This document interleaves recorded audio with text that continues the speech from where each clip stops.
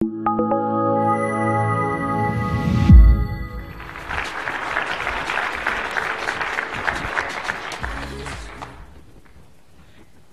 morning.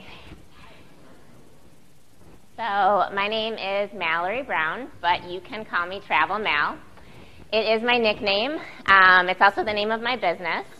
And it's my nickname because I travel a lot. Ethiopia. We love you.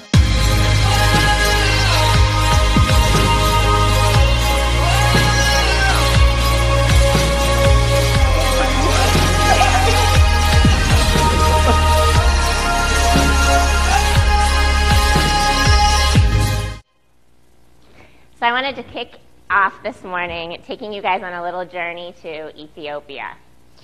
Ethiopia is one of my favorite countries in the world. It is this little paradise in the middle of the mountains of Africa, and it's an entirely unique place. Ethiopia has its own culture. It has its own language, its own religion, its own traditional dress. It has its own food. Anyone had Ethiopian food before? All right, a few of you. It's very unique. It even has its own calendar. Currently in Ethiopia, it is the year 2010, not the year 2017. Very bizarre, don't ask me to explain it, but it does. I love Ethiopia so much that I wanted to celebrate my 30th birthday there. So last year I turned 30, and I thought I should probably do something really big to celebrate. I am a social entrepreneur and a global humanitarian. I run my own production company called Travel Mal, where I tell stories of charity all around the world. My goal is to show what real everyday life looks like for someone living in poverty and provide ways for people that are watching to directly help them. I thought if I'm going to Ethiopia to do something really cool for my 30th birthday, I need an amazing partner. So I reached out to my friend Melanie, who runs a nonprofit based in Michigan called Begin With One.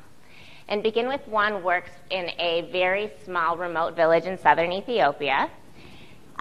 This village is called Chapa, and it's incredibly impoverished. The people of Chapa live off the grid. There's very little economy there. They pretty much survive off of the land. They build their homes from things they find in the forest. They hunt and gather their food. It's incredibly impoverished. And I asked my friend Melanie, what do you need in Chapa? And she said they really wanted to start a women's program. The women had been begging for jobs. They wanted to be able to have an income so that they can provide for their family and give a better life to their children. This is a photo of one of the women in Chapa, Ethiopia. So we came up with an amazing plan. For my 30th birthday, I wanted to raise $30,000 to help 30 women from Chapa, Ethiopia, start working. Now, the women of Chapa, there's no jobs really available for them to take. There isn't a factory that is hiring. So they would be starting their own businesses. As a female entrepreneur and someone who works for myself, I loved the idea of empowering women to work and create something from nothing. I've gone through that path myself, and so I thought this was the perfect project. So I partnered with Crowdrise, and I flew to Ethiopia, and I filmed the story of these women and published a Crowdrise fundraiser on my 30th birthday. We ended up raising over $42,000 in one day to help the women of Chapa. Thank you.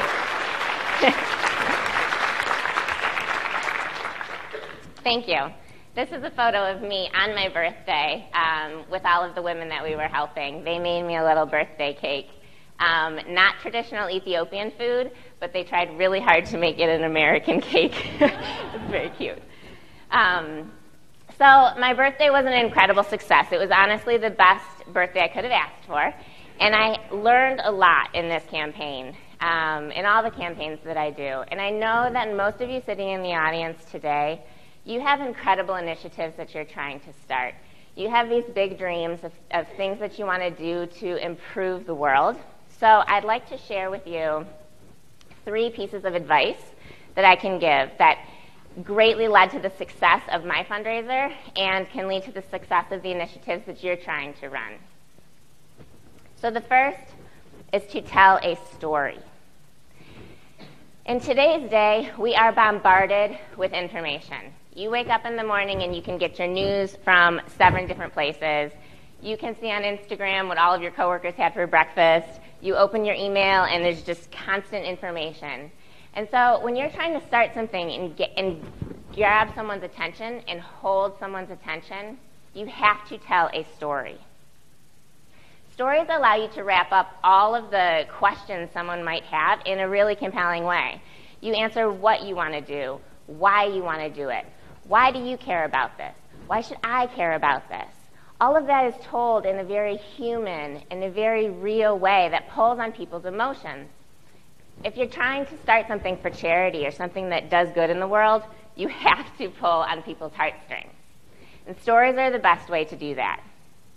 I can guarantee you that the morning of my birthday, not a single one of my donors woke up that morning thinking, I think I want to help a woman in Ethiopia today. I mean, it didn't happen. Most people can't even pick out Ethiopia on a map. It was my dream to help the women in Ethiopia. But I told a really compelling story, one that grabbed everyone's attention and said, these are these women. This is what they look like. This is what it feels like. This is how the village is. This is how you can help. And all of those people donated. $42,000 in one day. That is a lot of money. So I want to show you just a quick summary of what my story looked like. I use video to tell stories.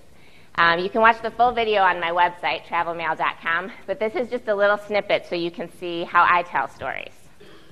I published a Crowdrise fundraiser to raise $30,000 in 24 hours to provide 30 jobs. It's fundraiser day. The donations are coming in. I'm so excited. We're about to tell the women that they can start working today.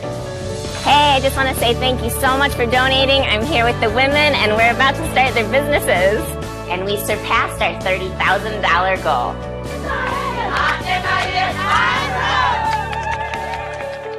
Thank you so much for donating to help these 30 women.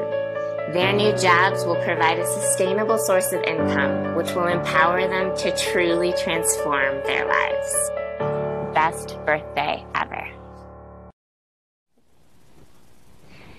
Thanks. Just keep the applause coming. Thank you.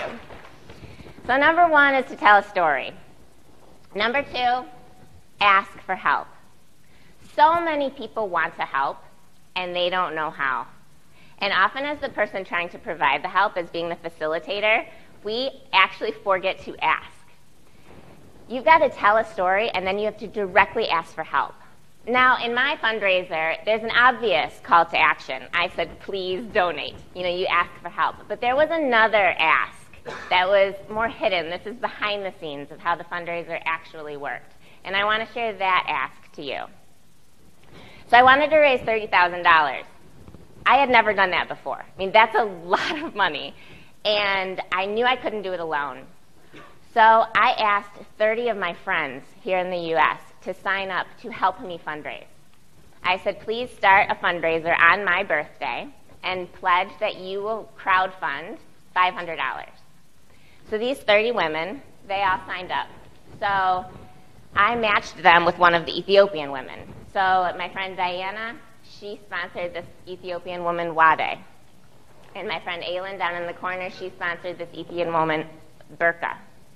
And so all of my 30 friends on the day of my fundraiser, they activated too.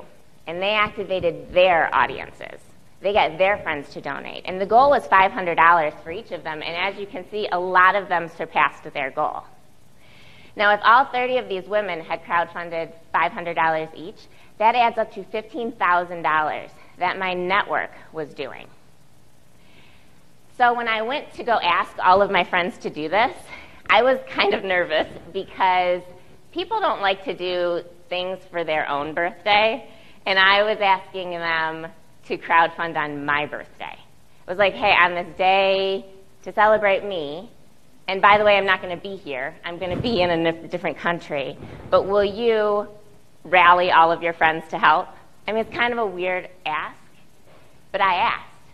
And I got overwhelming yeses. People really, really want to help, and they don't know how. So if you can lay it out for them, if you can tell a really compelling story about why they should do it, and you ask them to help, they will say yes. The last piece of advice I can give you is to be bold. Often in life, we play it so safe. We set goals that we know we can accomplish. But you need to take a risk in life.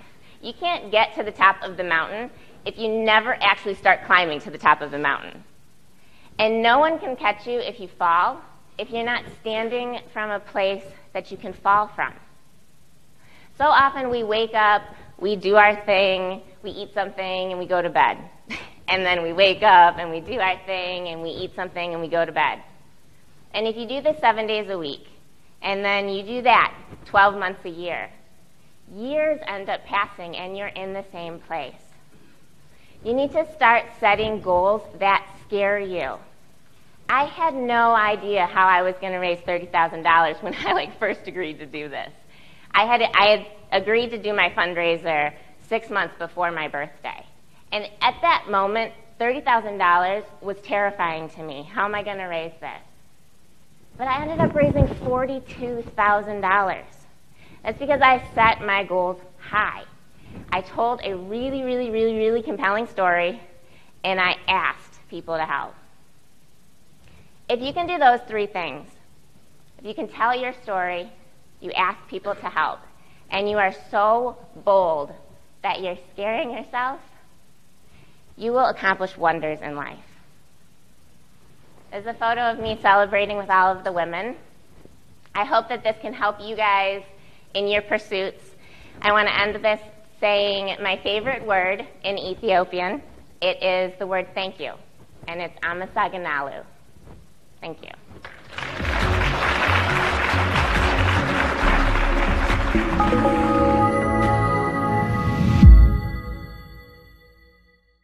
The Hero Roundtables are the global events that ask the question, what is a hero?